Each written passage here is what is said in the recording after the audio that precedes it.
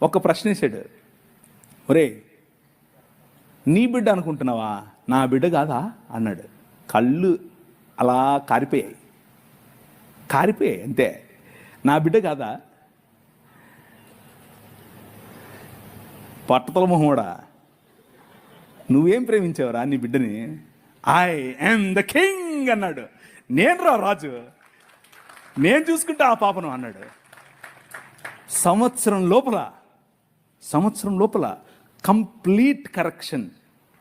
నారాయణ హృదయాలయాలో తీసుకెళ్తే complete correction. మిగిలిన పిల్లలు ఎలా ఉన్నారో అలాగే నా పిల్ల ఎదిగింది, నా పాప ఎదిగింది, పెరిగింది. ఇప్పుడు 17 సంవత్సరాలు. ఈ ఏప్రిల్లో బైబిల్ కాలేజ్ అమెరికాలో వెళ్తుంది. ఎందుకు తెలుసా? My king he still lives today. ఆయన ఇంకా బ్రతుకున్నాడు. ఆయన చావును చంపిన రాజు. నేను అలిగినప్పుడు, నేను గొనిగినప్పుడు, నేను ఆయనకు వ్యతిరేకంగా ఆలోచించినప్పుడు, నాకే ఎందుకు చేశావు అన్నప్పుడు, అసలు నేను ఇవన్నీ ఎందుకు చెప్తానో నాకు తెలియదు. నేను ప్రిపేర్ అయ్యి వచ్చింది ఒకటి, మీకు చెప్పేది ఒకటి. కానీ ఎందుకో చెప్తున్నా వినండి. మీలో ఎవరో కూర్చొని ఉన్నారు, ఎవరో ఈ క్వశ్చన్తో ఉన్నారు. మీకే ఆన్సర్ ఇది. Your God did not leave you. నీ దేవుడు నిన్ను వదల్లా. నీ భర్త ఇంకా సనాతనంలోనే ఉంటూ నిన్ను బొట్టు పెట్టుకో, నువ్వు అది చేయి, నువ్వు ఇది చేయి అని నిన్ను పెస్తర్ చేస్తున్నాడా?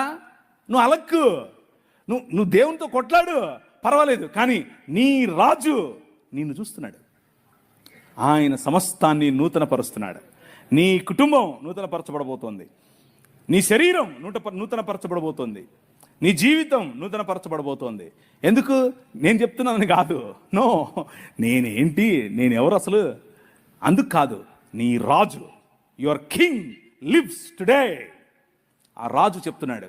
ఆయనతో అలీజియన్స్, ఆ రాజ్యంలో నీ పౌరసత్వం, ఆ రాజ్యంలో నువ్వు ఆయన పట్ల నీకు ఉండాల్సిన నిబద్ధత ఉంటే చాలు. నీ నిబద్ధత ఉంటే ఆయన హీ స్టిల్ విత్ యూ. పురాతన కాలం మొదలుకొని శాశ్వత కాలము తన ప్రత్యక్షతను చూపిస్తూ వస్తున్నటువంటి రాజు, నీ రాజు. ఈరోజు నీకు ప్రత్యక్షత కావాలంటే అడిగి చూడు. రేషనలైజ్ చేయకు. Supernatural involvement of God,